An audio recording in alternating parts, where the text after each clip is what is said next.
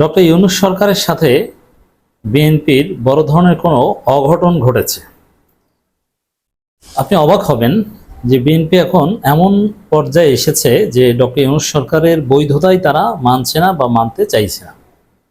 এটা অশনি সংকেত এবং সামনে আরো বড় ধরনের অঘটনের ইঙ্গিত।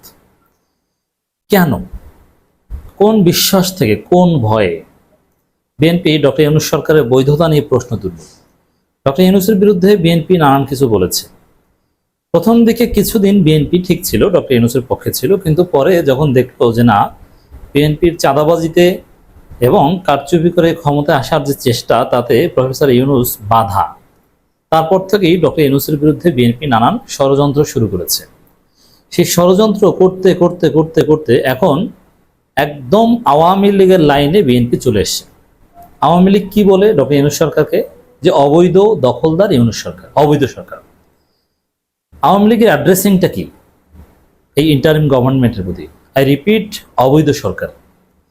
রুহুল কবির রিজভী কি বলছে দেখেন।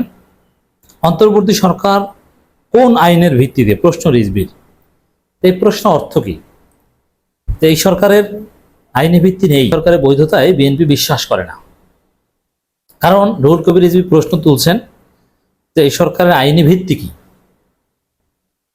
এর মানে কি? যখন আপনি প্রশ্ন করবেন যে তুই যে এত চালাকি করো, তোর এই কথার কোনো আইনি ভিত্তি আছে? তোর কথার আইনি ভিত্তি কি? এর অর্থ কি? তোর আইনি ভিত্তি নেই, এটা আমার বিশ্বাস। রুহুল কবির রিজভীর এই যে বক্তব্য, যমুনা টিভি এভাবে শিরোনাম করেছে, অন্তর্বর্তী সরকার কোন আইনের ভিত্তিতে? প্রশ্ন রিজভীর। অর্থ হচ্ছে অন্তর্বর্তীকালীন সরকারের আইনি ভিত্তি নেই, এটা বিএনপি মনে করে। এই প্রশ্ন বিএনপির এই মুখপাত্র তুলেছেন। আরো সরল অর্থ, অন্তর্বর্তীকালীন সরকার অবৈধ সরকার, আওয়ামী লীগের সাথে একদম মিলে গিয়েছে। ক্লিয়ার? তাহলে কেন? রহস্যটা কি? কি ঘটেছে বা কোন ভয়ে এই সরকারকে অবৈধ বলল? দেখেন, এই কথা বলার সাথে সাথে একটা অনিবার্য প্রশ্ন চলে আসে। যেমন এখন পর্যন্ত এই সরকার কিন্তু বিপ্লবী সরকার নয়, চরিত্র একটা বিপ্লবী, কিন্তু অন দি পেপার বিপ্লবী সরকার নয়। তাহলে এই সরকার যে কাজগুলো করছে, যে সংস্কার করবে, এমনকি এই সরকার যদি নির্বাচনও দেয়, সেটাও এই সংবিধান অনুযায়ী বৈধ হয় না। কারণ এই সংবিধানের তত্ত্বাবধায়ক সরকারও নেই, অন্তর্বর্তীকালীন সরকারও নেই। তাহলে এই সরকারের বৈধতাটা বা এই সরকারে যারা আছে তাদের ফাঁসি হবে না। কারণ এই বর্তমান সংবিধানের আলোকে এই সরকারের লোকদের ফাঁসি হবে। হ্যাঁ, যদি পরবর্তী সরকার এই সরকারের সব কার্যক্রমকে রেটিফাই করে, বৈধতা দেয়, তাহলে এই সরকার আর কোনো সমস্যা থাকে না। অতীতে এটাই হয়েছে। যেমন জিয়াউর রহমান ক্ষমতা এসে পরবর্তীতে সাংবিধানিক বৈধতা দিয়েছে, এরশাদ ক্ষমতা দখল করে পরবর্তীতে সাংবিধানিক বৈধতা দিয়েছে, সংবিধান সংশোধন করে। এটাই হয়।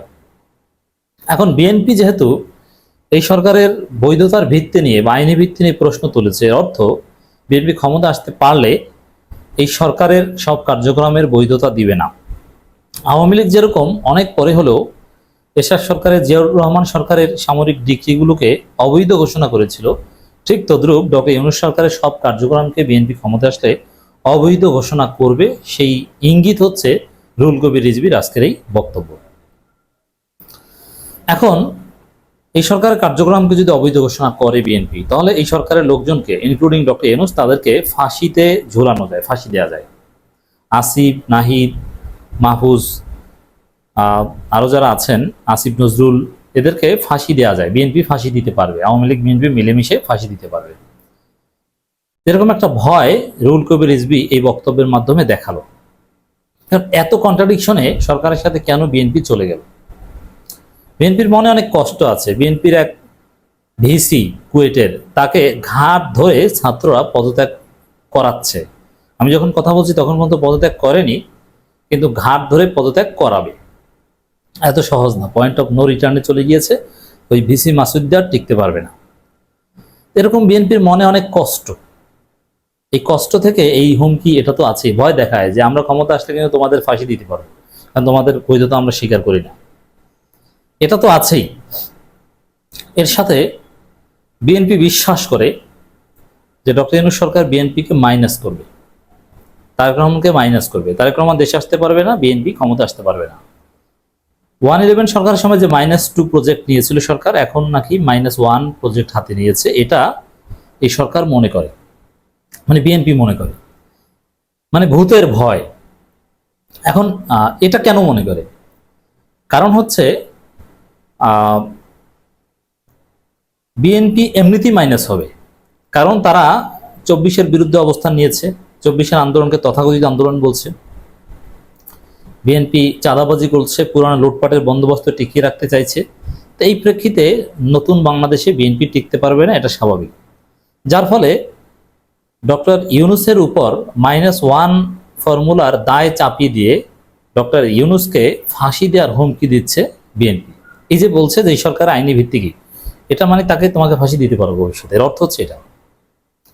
তো দর্শক, বিএনপি এই ভয় থেকে, নিজেরা নিজেদের আকামে মাইনাস হবে এই ভয় থেকে এখন ডক্টর ইউনূসকে ভয় দেখাচ্ছে, যাতে এই ভয়ের উদ্দেশ্য কি, এই থ্রেটের আইনি ভিত্তি নিয়ে প্রশ্ন তোলার, যে ডক্টর ইউনূস সরকার যাতে বিএনপির সাথে একটা সমঝোতা করে একটা কারচুপি নির্বাচনের মাধ্যমে বিএনপিকে ক্ষমতা দিয়ে সেফ এক্সিট নেয়, যে না তাদেরকে ফাঁসি দেওয়া লাগবে না, বিপদে পড়তে হবে না, নিরিবিলি আপনারা আপনাদের জায়গায় চলে যাবেন, এরকম একটা চুক্তি বিএনপি করতে চায়। এই খায়েশ থেকে বিএনপি নিচে নামতে নামতে এখন ডক্টর ইউনূস সরকারের বৈধতা নিয়েও প্রশ্ন তুলেছে।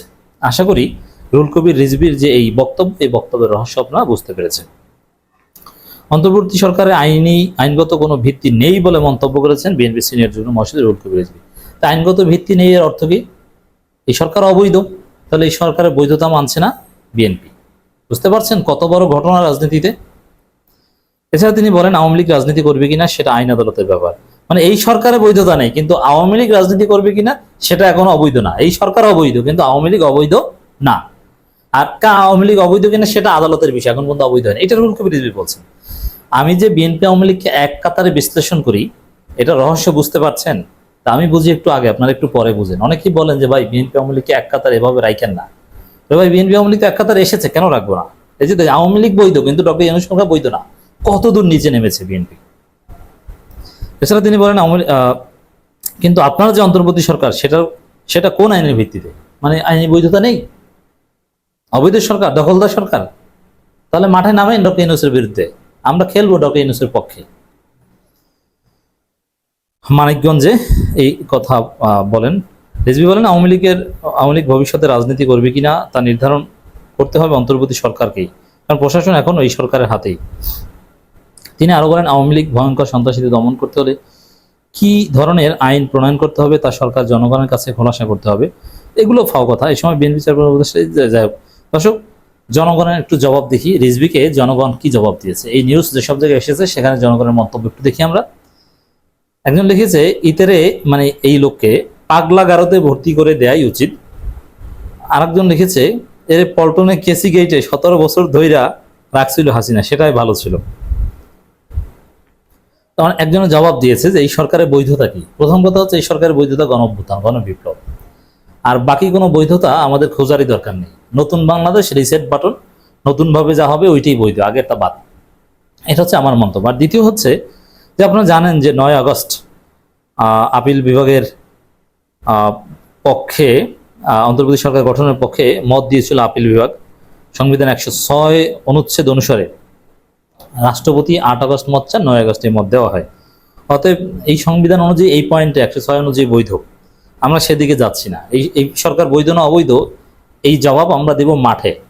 এই সরকারকে যারা অবৈধ বলবে তাদেরকে আমরা মাঠে পায়ের নখ থেকে মাথা পর্যন্ত পিটিয়ে তারপর জবাব দিতে চাই। সোজা কথা। রাজপথে নামক কর্মসূচিতে যে অবৈধ সরকার পদত্যাগ চাই, একদম পিটিয়ে হাত পা ভেঙে দেওয়া হবে। ডক্টর ইউনূস সরকার অবৈধ, ফাজলামির লিমিট থাকা দরকার।